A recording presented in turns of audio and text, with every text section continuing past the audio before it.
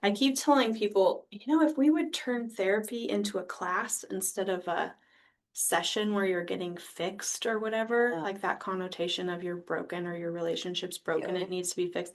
Of like, I would like to learn how to communicate better, or I would like to learn how to process my emotions in a better way or a healthier way. Have you ever wondered what it would be like if you followed your passion, really went all in? That's exactly what we explore here on The Purpose Project.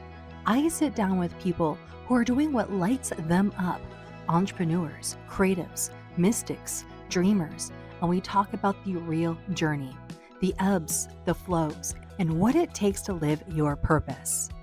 So if you're ready to be inspired, let's dive in. Hello and welcome. My name is Cyndal Wallace, your host for the Purpose Project. And today I'm here with Nicole Ronnigen, a neurodivergent intuitive astrologer. Nicole wears many hats, all woven together with one intention to help people find clarity, confidence, and alignment in both life and business. She blends astrology, energy work, and intuitive coaching to support spiritual entrepreneurs and purpose driven folks. Nicole's also passionate about neurodivergent education, human rights, and making healing more accessible and ethical. As someone who lives both with autism and ADHD, she brings a grounded, compassionate understanding to everything that she does, whether she's guiding someone through their birth chart, thank you for that again, helping them align with their business, with their natural cycles, or creating custom essential oil blends infused with Reiki and attention. Nicole's magical eyes and reflecting your truth back to you so you can live and lead your life in an aligned way, which is one of the reasons why you're here and why I like to do these things. Awesome. So, my first question I always like to start off with is, how do you define your purpose and passion? Do they overlap or are they separate for you? I think they overlap sometimes, but right now I feel like they're diverging a little bit. Like, I feel like my passion has always been to help people understand who they are and what is theirs to do, and to know just how awesome they are. Like, see them light up. Like, just when people light up and they get those aha moments and they go, oh, yeah, my intuition does know her shit, like that kind of stuff. That's what I am really passionate about, whether it's with my kids, like helping them walk the path that they're supposed to walk, using their like learning styles and their gifts and things like that, to my clients, to myself, friends, family, whoever, grocery store, strangers, all the people. So that my purpose, I feel like, is for me to live in an aligned way. So whether it's like creating things for fun because I really love Canva and I don't like any of the astrology journals or tarot journals out on the market. They don't have enough space or whatever it is. So I just create my own and then go, "Ooh, I can turn this into something tangible." Some of my favorite things to do are drink tea and talk with people, or go on walks and talk with people, because I feel like that just gets things flowing. But yeah, I feel like my purpose is really for me to live in alignment, because for a lot of my life, I just wanted to know what the rules were and follow the rules because I thought that that would keep me on my path. But then when that started like veering into places I didn't like to be and really felt out of alignment, there's just different times where I've come back to that still small voice and that intuition. And then I'm like, oh, yes, this. So as long as I'm staying in that space, pretty much any day can be full of passion and purpose, and it doesn't have to look the same. And my Gemini sun likes that. So. Changing, moving, and Communicating, having ideas, getting to follow my inspiration, and helping other people feel like they have permission to do that too. I was going to ask, how do you know when you are in alignment with being your authentic self? And I ask that question because I think a lot of people are working towards that, and a lot of people are trying to understand themselves more. So, like, how does that show up in your life, and how does that show up, like, for you, like when you're in alignment? Sometimes it's when I go, oh, my 5-year-old self would dig this, or my 17-year-old self would have felt like, fuck yeah, like this is the thing. And sometimes it's when I'm in those flow states where I'm being creative or having conversation or things where you come away from it and you're like, exhilarated and like, oh my God, and this happened and then this happened. And just like you can see all the dots connect.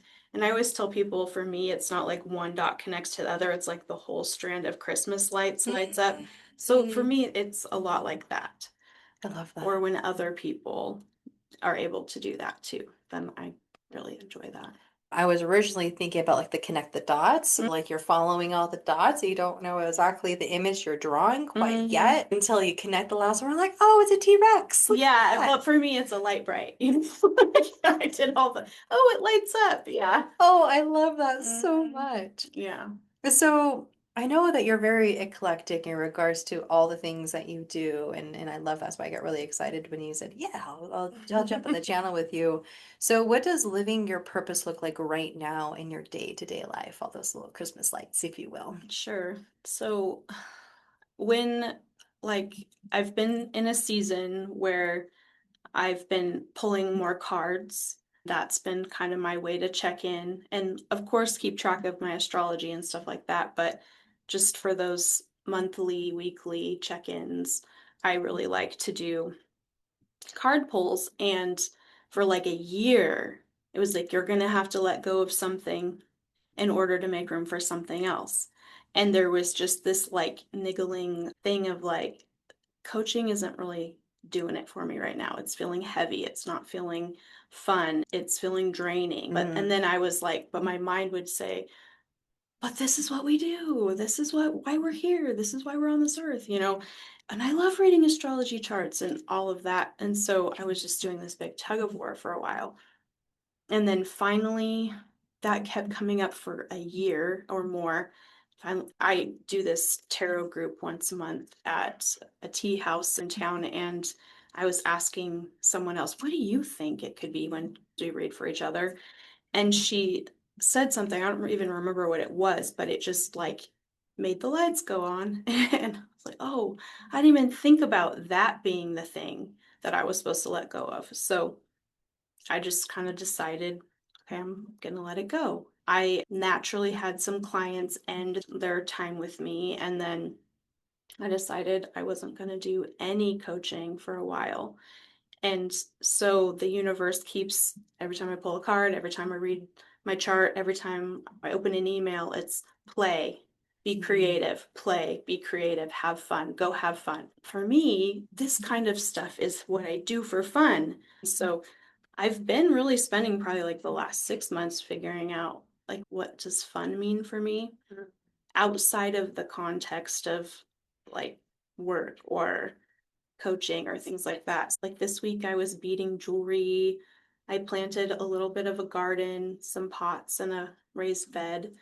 I've been just playing with my kids, watching them do their things. So right now for me, it's like every day I can just wake up and like I might have a few appointments I have to do, but I get to decide every day what's going to feel good today. And so it feels weird. It's very foreign. Mm-hmm. And it's easy to get into that like capitalist, but you're not producing or the like religious upbringing of like you're wasting time. Mm. But it's bringing me a lot of joy.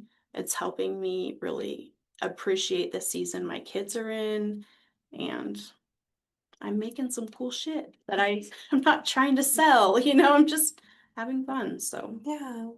learning about myself. Yeah. I mean, and that's like, so I had a couple different thoughts. Like, earlier thought I had is like, that's a beautiful thing about like astrology that I really like. It's like really know thyself and to like Yes. really even help, like, even understand other people. Mm-hmm.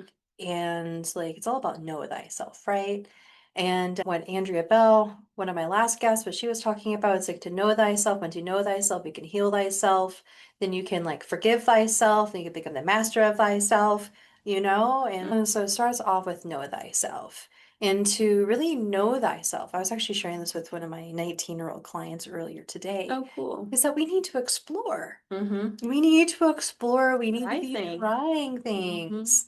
And why not, when you're trying things, like act on the highest excitement? Mm-hmm. So, like, if you have two choices, like, which one sounds a little bit more exciting, a little bit more fun? Mm-hmm. And the thing too with like excitement, it doesn't have to be jumping up and down. No. You could just be like, that sounds rad. Yeah. Or it can be like, I'm done doing things today. That sounds Now exciting. I'm going to sit down and veg or whatever that looks like. Yeah. Or just unplug for the Yeah. day. Or, I mean, I have a friend who knits and reads on her Kindle, and that's what she does for fun.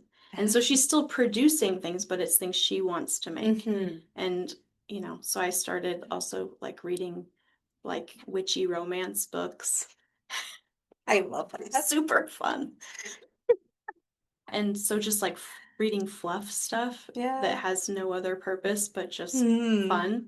And I can read it in a day or two and just kind of churn through them if I want to.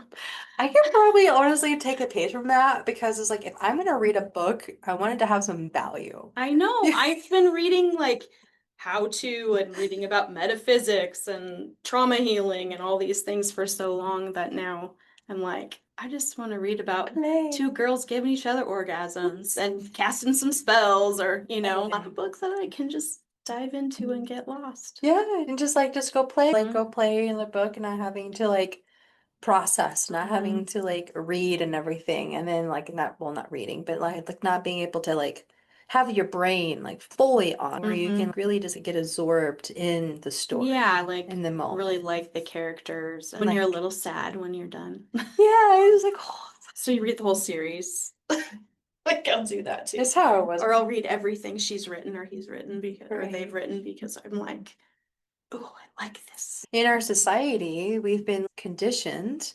to measure our worth by how productive we are. And that is a shift that we really need to be making, that sometimes rest and just doing no thing at all, nothing, is one of the best things that we can do for ourselves. Yeah. Sometimes it's going to be the most exciting thing.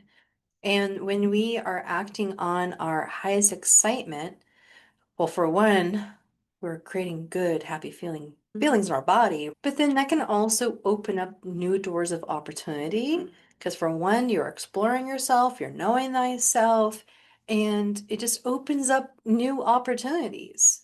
And so it's kind of like the coaching side of your business is just going through a metamorphosis. And with you now playing and acting on this highest excitement, once you get to that next level, you're going to be able to be like, okay, so this is actually what I want to do instead.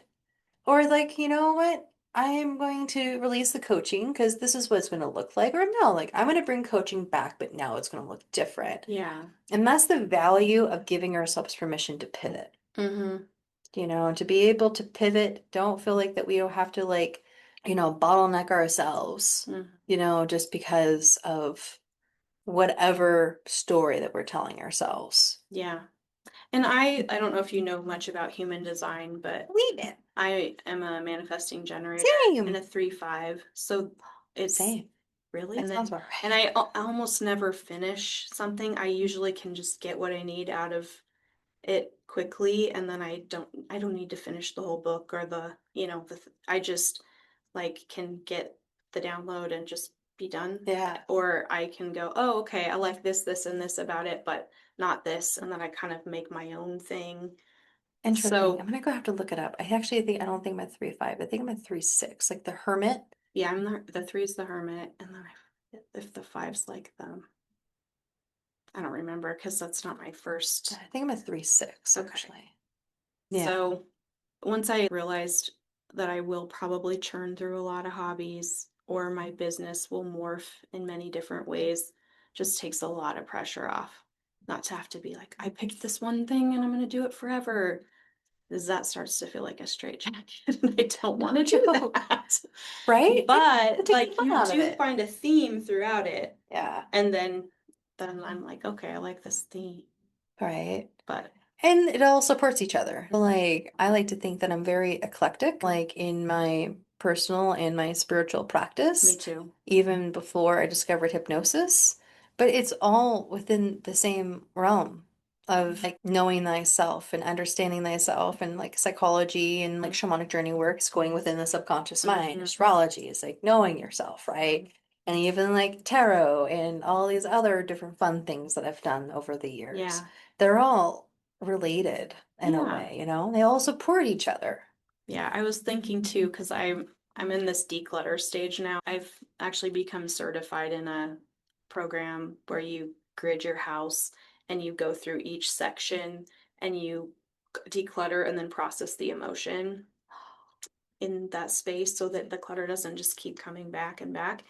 I was just looking around my house going, God, look at all these collection of healing modalities and tools. Because when you first start, you're like, I need all the crystals and I need all the cards and I need all the this, all the books. And then I was like, I'm actually kind of to a space where I could start to prune some things out and maybe pass them on to some other beginners, because you start to get tools that you use over and over again. But then there's always oh, but I haven't done this in a while and I want to pick it back up. But then what I tell my kids and I have to tell myself is there's more at the store. Like I can share it or gift it or pass it along or donate it or whatever. And then if I really want to go back to it, I could always go get some more. And when you go get some more, it's most likely going to be a different version. Yeah. Or that person who created that thing or is selling that thing, they really needed that infusion of cash or that trade or something. So I try to think of it more like everything's just energy in motion that's like changing hands, instead of being like, I have to be the reservoir for all this stuff in case I need it one day. Like the generational stuff from our grandparents. Because that's not our generation. Our generation is if it doesn't spark joy, get rid of it. Sweet. Yeah. I like to think I call that like being like a greedy little dragon, you know? So many bookshelves and little things. And now I've got herbs, dried herbs and tinctures and stuff all over my house. I Because love I'm that. getting into that now. Yeah. And I love that. It's just like really being a student, being a student to the universe. And it's just like, ooh, that sounds like fun. Ooh, that sounds pretty. Or like, yes. And then again, it's like a big melting pot. And it just makes having conversations a lot of fun. It's like one of the many reasons why I love having conversations with you, because we can go all the different we can go all the different directions as we already have, you know? And that's just exciting. And also the good thing about having a little bit of everything at my house is if someone's like, "Oh, I want to do this," I'm like, "Come over. I have like 70% of that stuff It's like, I already." got you, boo. I got you, bam. You want to make whipped body butter or whatever? I have the stuff. I had a business doing natural beauty Oh, products I back in the love day. that. I Mhm. mean, and that's also like a gift of ADHD, a It gift of is. neurodivergent, Yeah. you know? Yeah. And I think there's a lot, I mean, I know that there's a lot of shame in regards to like neurodivergence of like picking something up and not finishing it, or like kind of like being a hoarder of like all of these The different crafts. things. But it's like, how can we flip the script and like be able to see this as like as a gift, being like a collector of knowledge and experiences? And then we don't always have to They don't need to finish it. master it all. And when I do like re-gift it or whatever, it makes someone stay. Here's my scrapbooking stash. When we moved and went on our trip, we sold our house and like put the six of us in a trailer and went around the US. But I had a whole craft room filled with scrapbooking stuff and then a bunch of crafts that I was wanting to try, like wine glass cutting and just all the things, right? So my mother-in-law knew these little girls in her church that liked to scrapbook. So I was just like, here you go. I mean, hundreds of dollars worth of stuff, and they just got to have it and play. And I kept some, and now my daughter uses it. So There you go. maybe I got this and it wasn't all for me. Right? So that's cool too. And that is like such a gift too. And like it's kind of interesting because you're like earlier you were talking about like collecting all the crystals. And like I've collected so many crystals throughout my journey, and I like lately, probably over the last couple of years, haven't really bought I haven't any. bought many I either. have released and I have given away probably over half of my collection. And it feels good. It feels good to be able to do that and be able to get the things that you need, don't need, but the things that you want to experience. And it's like, all right, I'm at this good place.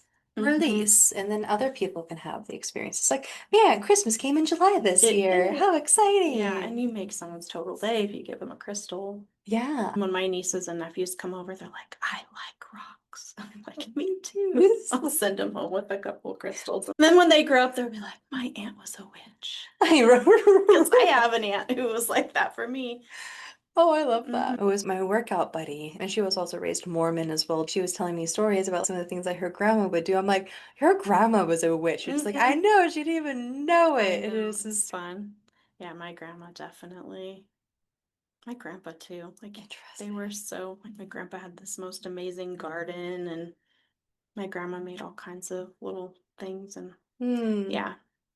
I just am like, oh, I love we that. didn't call it witchcraft, but and also when I took my Reiki certification years ago, I was like, oh my God, my grandma used to like lay her hands on stuff and pray for it. Like our car wouldn't start or whatever. She would just pray for it. And then like my friend in high school, he was a Reiki master. He would do that when my car wouldn't start. I was like, I think we're all doing the same thing. Right? So Just putting different might names call on it it. one thing, but we know. Right. There was I think it was like a meme and that had like multiple different examples. But like the one that stands out to me is like some people call it prayer, other people call it intention. Do you know what I'm talking about? It's all the same thing. It is. Can we It's just all good stop being, energy. We're all yeah. connected. It's like, can we just stop judging and stop being assholes and just, Yeah. chill out? We can. I believe so too. Yeah. Even like this week, my brother-in-law is like asking for prayer for my nephew because he's pretty sick right now. And so I'm just like, sure, we'll pray. Because I mean, I still pray and I might light a candle and I might send some Reiki. And then I'm also like, and what else can we do? Can we send you some, mail you some money so you can get some takeout so you don't have to worry about dinner? Awesome. You know, like, because we're not just thoughts and prayers people. Yeah, yeah. We're Some actions and change. Yeah. Actions and change. So my like politics stuff comes through in that too. It's like, okay, but we're not just gonna send good thoughts. We're gonna do what we can do. Like I'll go sit with him tomorrow and give my sister-in-law a little break. So I feel like action and change. Just imagine how different things would be instead of just sending thoughts and prayers. your senator. Please. Maybe write some letters and All the above. show up at some soup kitchens. You know what I mean? Like, Yeah.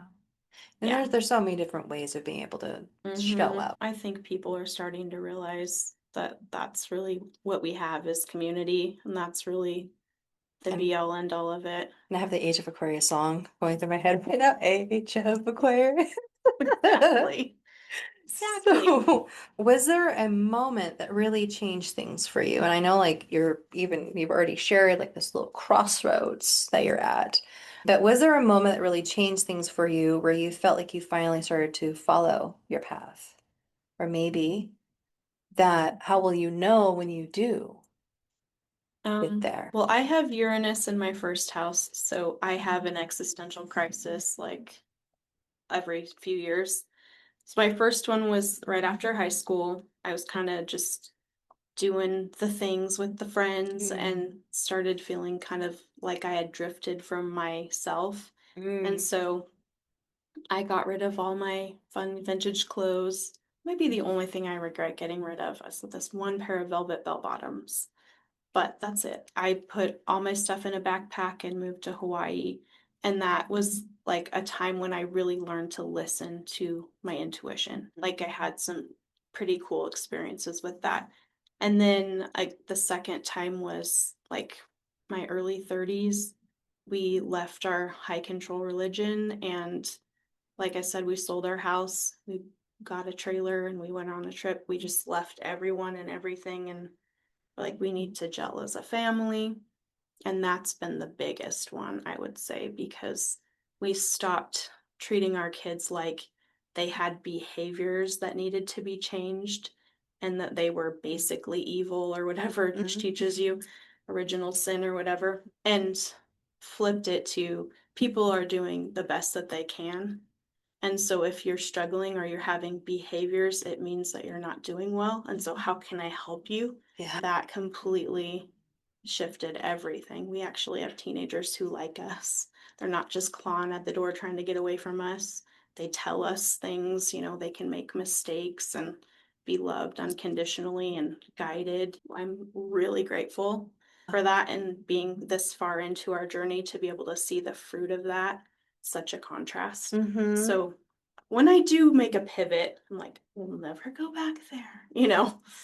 But yeah, that. And then, most recently, I think just giving myself permission to take off the entrepreneur coach hat and learn to play. I think I'm reparenting my inner child and my inner teen at the same time right now.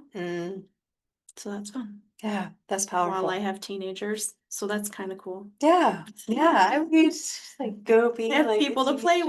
with. I know, right? But I'm still their mom. I still make sure they have what they need and stuff. But Yeah. Because I mean, I don't have any kids, but having kids be like mirrors. Because I know that they absolutely. bring up a lot of good things and probably listen like, ooh, there's some emotional resonance there. How can I get curious with this? But, I love that. And I really love what you're sharing and being vulnerable in regards to this, that taking off the coaching hat and then again, being willing to pivot and then to go play. Because again, I think that there's so many of us that we stay doing something because we feel like we should. And we don't know what else to do. So we just keep doing the thing until something else presents itself. And you want a different couch. Like, you're probably not going to find the new couch until you actually take the old couch and get rid of it and leave a space. So I've learned that in my life that I actually do have to remove the thing to create the space. And I also, like, when I manifest like what I want it to feel like. Because I'll recognize a feeling more than like, I want it to be red and corduroy or whatever the thing is, because maybe that's not the one. I mean, sometimes I can say I want it to be this color, and I've had very specific things manifest, like a pair of shoes, like down to the size, the style, the color, and the price even. So I can do that, but I really like the this or something better as far as what it is, but I know how I want it to feel. So then when it shows up, I'm like, oh, here for me. I love that because something that I teach. So back when I was 19, that's when I discovered the law of attraction, The Secret, right? When I watched that, I was like, fucking mind blowing. That was one of the things that put me on a different path in life. The other thing was learning about the teachings of the Dalai Lama. So I had these three really, really big experiences all within the same month that really put me on a catapult.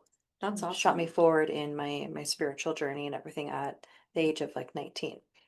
And so, the law of attraction though is like, okay, so we are like the creators of our world, so on and so forth. Like we can manifest these things. But then as I got older, I started learning about how there's different laws of the universe, such as like the law of cause and effect, right? We need to be doing something in order for something to manifest most of the time. What this made me think of, a technique that I teach my clients, is that when we are trying to pull in the reality that we want, it's not just about seeing an image in your head. We have to feel the feeling. And then the image and the feeling can come together to be able to move us into that timeline, be able to move us into that reality.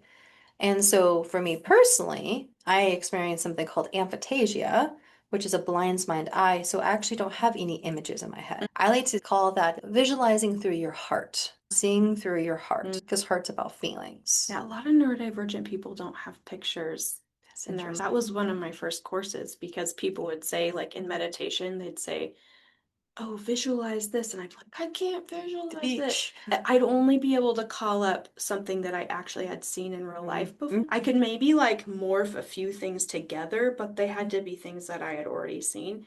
And so, like, a lot of people I would hear saying, oh, like, I don't have as good of an ability or a gift as you because I don't see. But I'd be like, yeah, but you feel and you sense and you know and you taste and you smell, like, or whatever combination of that. Yep. And so, like, learning about the clairs and be like, everyone has like a dominant language and a couple secondaries, and then those other ones show up when that's someone else's dominant language.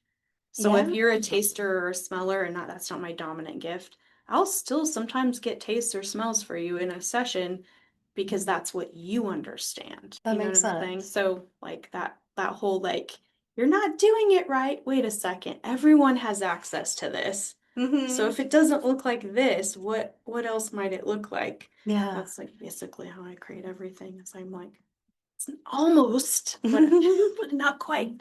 Because I want everyone to be included. Right? And like the other way to like think about it besides just the clairs is like Mm-hmm. how do you like your everyone has an imagination, right? So how does that imagination show up for you? Sometimes the imagination is going to be picture form, sometimes it's going to be feeling, sometimes it's going to be in thought form. Yeah, So that's actually personally like how I visualize is same. in thought form. Like word pictures. Yeah, and so there is like no actual like literal image, and this all goes back down to know thyself. I wanted to like share that I because love again that. of like the image and the picture coming together to manifest. But even if we don't have the image in our mind, like we can still be able to visualize and see through our heart. I have to Mm-hmm. feel through our heart. And then things fall into place from there. So, Yeah. what would you say to someone who doesn't feel connected to their purpose or passion quite yet? Well, I usually ask people, what do they like to do? And what do people end up asking them to do Hmm. just naturally? Or like, what are you good at? What do you enjoy? Because sometimes what you're good at is not what you enjoy. And then it's like, what would you do, like, even if you never got paid or never got recognized or whatever? What would you just do because you enjoy it and you like it? Maybe start there and then kind of see what comes up. Yeah. Yeah, so again, it goes back to play. Do a play. Go outside and play, or go inside and play, or Yeah. whatever. Go inside yourself and play, whatever. Right? And again, that just goes back to the whole thing of like acting on your highest excitement. And then I remembered today that I'd read somewhere or heard somewhere that if you want to do a new habit or learn a new skill, you can learn it through like many, many different repetitions. I don't remember the number, but a lot, like a lot, a lot. Or you can play like a couple times and then you've got it, which is why in school they do games with numbers, or they make it like your times tables to a song, or things like that, because they'll bounce a ball when they're so it's play, and then it's so much easier to learn. Makes sense because like you're activating both hemispheres of your brain Mhm. and like everything is lighting up. We're more focused. It's not like we're just reading something and our eyes start glazing over. We're like, oh, I have to go back and read that again versus making it playful somehow. Mhm. So I like that. And I think that Yeah, or it can too be an serious. audiobook and you can be like, someone's reading to me. Right. Like you're a little kid and someone reads to you. And there's no shame in that. You're still reading. Right? Yeah, I do prefer the audiobooks Me too. personally. But yeah, no, I love that. And again, it just comes back to acting on your highest excitement Mm-hmm. and that, I think there's also like a lot of pressure for people to know what their purpose is in life. And the more that we put something on a pedestal, then we like what I was saying beforehand, before I hit record, we start to become aware of the lack of. Mm-hmm. And so it's like when we are fighting really hard to be able to find our purpose, then you're only creating more space, distance. Well, versus being able to go to play, being able to explore, being curious, then we'll stumble upon it. It's like And when you lose your car keys. Stop looking for your car keys. right. Then you might actually find them. Right. And it's like, oh, they were there the whole time. Is it you who does the thing where you just ask, ask your higher self where your car keys are? Is that you who does that? No, but that Oh, sounds like something I would do though. like they'll like either ask their higher self or even like ask their car keys or something, where are you? What I like to do is like, because what's happening, little hypnosis information out there. So All hypnosis is a heightened state of focus and suggestibility. So what Mhm. happens when we're looking for something? We become focused. And then when we're looking for something like, I don't see it, it's not here, Yourself, you suggestion. can't see yourself. So we have Yeah. something called a negative hallucination. So when we're looking for a thing, we want to say like, I can see it, I can see it, it's right here. So we're giving ourselves a positive suggestion for what we actually want, which leads to how important our self-talk is, Mm-hmm. where we want to be getting in the practice and in the habit of talking about the things that we do prefer more than what we don't prefer, Mm-hmm. and being mindful of how we're talking to ourselves, giving ourselves the positive suggestions. Mm-hmm. Not really related, but still good information that our subconscious mind doesn't know the difference between like a joke and what's literal. And so even if we make like a silly little comment like, oh, my key's right there, I'm so stupid, ha, ha, ha.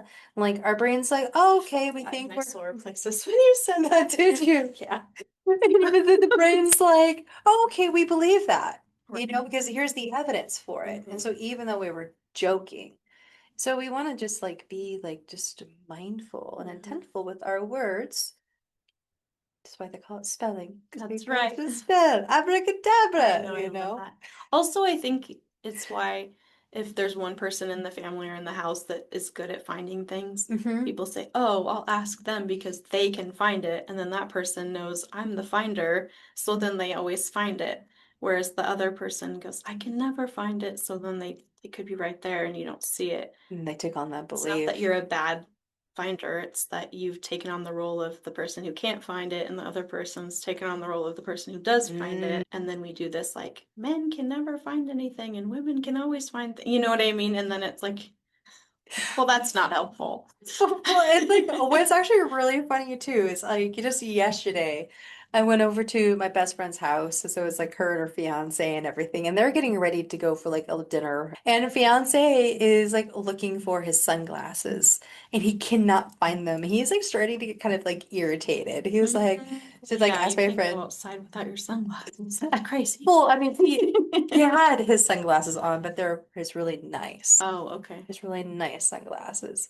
And so then like my bestie is like, okay, like I'll start looking for them. And so then like she's saying that she's the finder of the things. It's just like what Hmm. she does. And so Hmm. that's just really interesting that you say that. And that really just goes back into our beliefs, Hmm. especially when we're talking to children. Yeah. Well, I did go home and tell Eric and my kids when you told me that. Hmm. Oh, guess what? You don't suck at finding the ketchup. You've just told yourself you can't find it. Right? Tell yourself you can find it. See if you can. And that you are awesome at finding ketchup. Yeah, you are. You are the ketchup finder. Ketchup finder, really. Or whatever it is in the back of the fridge. Not a very useful skill, but that's okay though. I'm gonna go find the ketchup. It is if you need the ketchup. That's true, because hash browns need They really ketchup. do. Oh my They really God. do. Oh, that is See how too funny. random we can be? It's fun. I do. I love it. I like to call it the scenic route.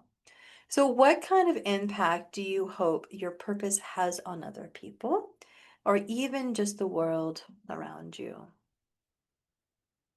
Well, I really hope that people feel safe and free to be themselves and know that they're loved and valued for who they are. Hope that they leave feeling seen and heard and understood and known and appreciated and valued. So I would say that. And that's huge. I know it's a big deal, but like if you just take a little bit of time and listen and mirror back to people how awesome they already are, it's not that difficult to be a mirror, I don't think. Yeah. Especially when we can get out of our own way, when we can learn how to be present and not be so focused on like, what is it that I'm going to say next? Yeah. And like you said, like mirror back. That's sometimes an interesting thing about doing like these interviews too, because like I'm like listening to you, then I have a thought that pops in my head, like, oh, but then I'm like listening to you. Yeah. And so then sometimes like there's this pause. I'm like, oh, I had a really good question. Where did I go? I was like, I was focused too much, but the right questions come at the right the Mm-hmm. right time. You know, but also like listening, that is a skill. And it's a practice that we can always get better at. Mm-hmm. And I think too that a lot of that has to do with how we were raised. You know, unfortunately, there were probably lots of us that were raised in environments where we didn't really have the ability to be heard. And so then we don't really know how to do that for others. But the biggest thing with anything is awareness, Yeah. to become aware of these things. And then it's like, okay, I want to be a better listener. I want to be a better Mm-hmm. mirror. Like, how can I start doing that? So I love what you do. And with that being one of your core attributes, is because you can now be that teacher. So for people that kind of struggle, but this is how we be a good listener. This is how we help people feel seen and heard and held. And this is how we can hold space or process or Mm-hmm. even like asking for what you need and offering what you can. Yeah. And I think if you don't know how to do that, one thing that I've done is think about who I feel that way from, and then try to like think about how they do it and do it my own version of that. But like, oh, I really like it when they ask this question or when they Yeah, say this, or I like that phrase or things like that. I think too, being neurodivergent, we have to learn from examples. Like that's just absolutely. where we learn things. So, Right. Yeah. And you know, it's like kind of treat others the way that you want to be treated type of mhm, deal. And if someone treats you like a certain way that you really like, it's like, oh, I want to adopt that practice now. mhm, And it's like, how exciting. I wonder mm. what the first opportunity is that I get to do that thing, you know? Yeah, and then it becomes like a little bit more second nature, but Mm. takes practice just like anything you want to get good at. Yeah. Or I'd like to learn about my attachment styles or whatever you need to go to therapy for. If you could just call it like, oh, I'm going to my communications class. Right. Because if I don't know how to drive a car, I take driver's ed. Right. If I want to know how to, do first aid, I go to a first aid class. Hmm. Like, why can't we just like rebrand it? I feel like we can Yeah. make it a movement. I also think too, that's like the big difference between therapy and coaching, you know? Because Coaching like, feels safer for some reason. Maybe because of sports. I don't know. well, because like when I think about coaching, is that like we're not doing the work for them. We're on the sidelines as they're on the court. They're doing the things, and then we're helping them get from point A to point B to be Mm-hmm. able to give them the tools, be able to give them the resources to be Cheer able them to make on. that slam dunk and cheer them on, be that Mm-hmm. cheerleader, right? And I mean, therapy does have its place, of course. Mm. What I have personally experienced in my own anecdotal experience, but also with a lot of my clients, is like they show up, they open up the can of worms, and it's like, all right, your hour's up. That's exactly what I wanted. It's horrible. I'm gonna be like totally dysregulated until I see you next week. Right. And then it happens again next week, and then the next week, and then the next week. You know, well, versus I think like what you're saying too is like people want tools. Yeah. They want to learn. They want to be able to know how to process these things. And a lot of therapists do that too. Mm-hmm. You know, I just think that there are also too many therapists that are like, worms, worms. Yeah. Like, is this something that a therapist needs to help me with, or can a coach Yeah. or a hypnotist like help me with this? Yeah. And so it's just going to depend on the individual. It's like what I tell my hypnosis students is like we work with, as a professional hypnotist, we work with normal everyday people with every normal day problems. Yeah. You know, so then this way we can stay in our zone of genius, Mm-hmm. being able to stay in our ethical Yeah, wheelhouse exactly. and help people get from point A to point B. Yeah, and as a coach, I was like, oh, I really am not a trained therapist, so I don't need to be doing therapy. Mm-hmm. Yeah, you have to kind of know what your ethical wheelhouse is for sure Mm-hmm. and stay in your lane. Yeah. I mean, I guess I know like even earlier on in my hypnosis journey, I was like so hungry for experience and just to help people that Mm. I took on people that was I They didn't need a hypnotist. they needed a Yeah. therapist, you know, and but with those things like You learn You live and learn. from experience. Also, when they start, you're like, ooh, this is outside of my like expertise, or I feel overwhelmed, or I feel like those are things you can know, ooh, I'm out of alignment. So sometimes alignment, you know, if you're in it by how, like, when it doesn't feel good, Yeah. like, then, ooh, I get back to center. It's when you get that light up, Mm-hmm. you know? So for a manifesting generator, it's like filling in on the solar plexus, right? Mm-hmm. And getting that The forward, immediate yes. yes or the immediate no. Yeah, and using our body as like a pendulum, like leaning Mm-hmm. forward, Leaning leaning backwards. back. It's wild. And just have to make sure it's not a knee-jerk no because of like a I don't want to be bothered or a trauma response or something too, like having to be like, is this a real no or is this right. like a what's it called? Like a knee-jerk reaction. Yeah, and giving ourselves permission for like what I like to call the sacred pause. Mm-hmm. Pausing. Wait, you don't have to send that text message right away. You can wait. You don't have to say yes right away. That's a big practice. So like when I am buying something, Mm-hmm. I have this practice where I'll put it in my cart and I'll leave it. So I've gotten really good at that with like things. And it's kind of interesting too, because sometimes I'll go back to like my Etsy cart and be like, no, no, no, no, no, no. Yes, you know? But yesterday was like, yes, yes, yes, yes, yes, $500 later, right? Mm-hmm. But now that practice has evolved to when people invite me Yes. to go do things, or people invite me to go do like a workshop or go teach a class with them. Because before I was like, yes, yes, yes, yes. I feel like Oprah, like handing everything out. And it's just like, then I felt too exhausted. I felt too like thinned out. Mm-mm. So how about taking that pause, be like, thank you. I'm gonna sit on this. Yeah. I'll get back to you. Yeah, and I think the more we do that, the more people go, oh, I can do that too. I Yeah. know. I learned too that if I don't say no or don't take that time to evaluate or pause, I will start getting like physical pain or like a headache. The first time I realized this, I got like a sore throat, and I canceled, and then my sore throat went away. I was like, what the heck? So this is wild. I forgot to mention this earlier, that there's this really good book called The Big Leap. Oh yeah, I've read it. Have you read Yeah. The Big Leap? Yeah. Okay. It's good.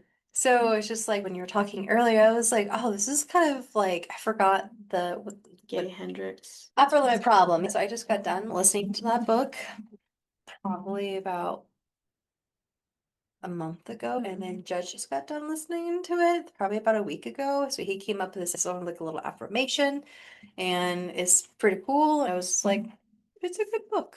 Yeah. It's a good book. I learned a lot of cool stuff from the book.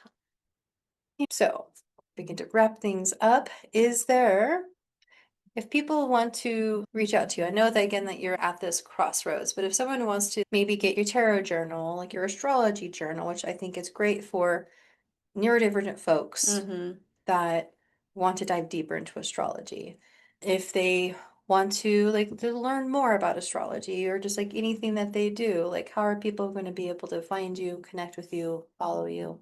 My website is nicoleronnigen.podia.com. I think you'll put it in the show notes. I'm also on Instagram, Nicole Ronnigen Wellness, and it has a link tree there that has all my links. All and the my good books links. are on Amazon, but you can also buy them from me. And I do local booths and stuff around town too. So yeah, you can reach out through Instagram or email or my website. All the things. And I'm happy to like do chart readings and stuff still. Like that still totally lights me up. I So know. You need to get mine scheduled. yes. We've been doing that like once a quarter or so. Yeah.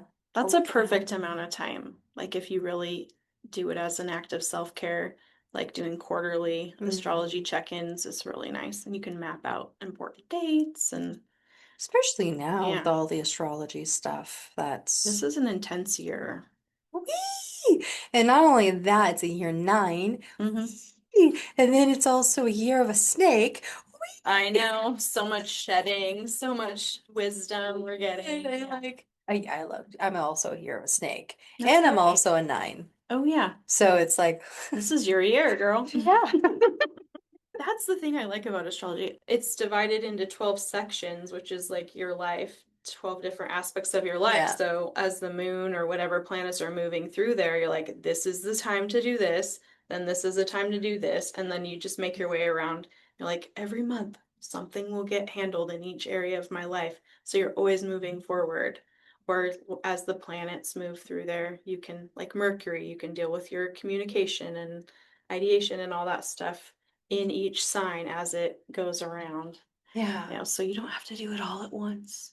And having the astrology awareness of being able to know to like work with the energies at play and being able to move in that direction or knowing like when to take pause, such as like when Mercury is in the microwave, like when to take that pause and like when to like really like review things like in depth, maybe Yeah, don't sign any contracts. Yeah.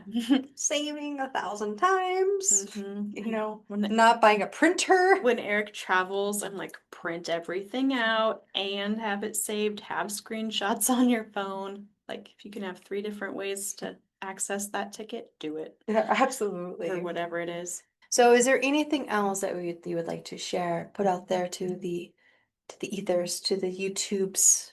To the YouTubes. Well, I do see the theme that if you feel like you are in flux, that's right on point for a lot of people.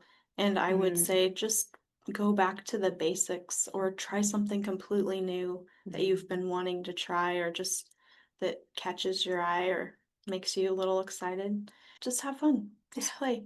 The world is going to do what the world does, and it's not, I don't think it's gonna get less intense anytime soon. I feel like it's gonna ramp up and ramp up and ramp up, and we might be wound pretty tight. So now's the time to hug your people and Community. maybe grow some food or join your co-ops and do the things, and then just fucking color or dance or sing or whatever. Yeah. Knit. Read your smut. I don't know. No. Read your fairy smut. Pull some cards. And just have fun. Yeah. And keep your people close. And that's all we really can do. I mean, that's a big thing, like whenever I'm hosting my gatherings or whatever it may be. For the past year, I always talk about community, you know, like have your community. Because during this time, we really need to be there to, again, offer what we can, offer support when we can, ask for what we need without shame, being able to be around other like-minded folks. So community, community, community. Thank you though for that last part. You're welcome.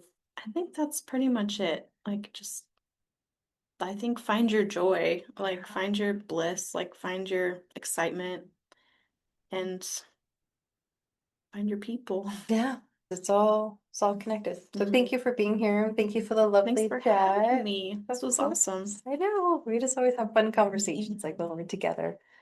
Yeah, this felt very playful. I was a little nervous because I was like, what am I gonna say I'm doing for my purpose? I'm really just herkle-dirkling a lot lately. Like, have you heard that term? No, I have It's like when now. you just like lay in bed and just like, I don't know, read, scroll, I don't know. Oh, the You kids just call do it your bed thing. rotting, but Bed rotting.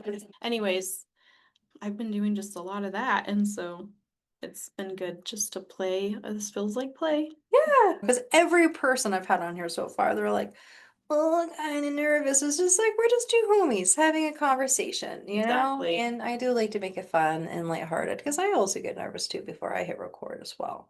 Yeah, You know, doesn't and matter so how many times you teach a class or do whatever, you still get the butterflies beforehand. yeah. Like, I could teach this in my sleep and I still get butterflies. It's just, I think our body gets excited. Yeah, yeah. And in The Big Leap, the author, he says that fear is just excitement without the breath. Yeah. That's where I learned that. I forgot where I learned that from. You're welcome. Thank you. I know. It's like, that's who said it. Yeah, Yeah, yeah. because I always tell my kids, just breathe. Yeah, I put that in my notes. It's like, oh, that's good because I teach Mhm. breathing in my practice. I guess that's so good. Okay, Yeah, I think that's all I wanted to say. awesome. Well, thank you guys for tuning in for our conversation.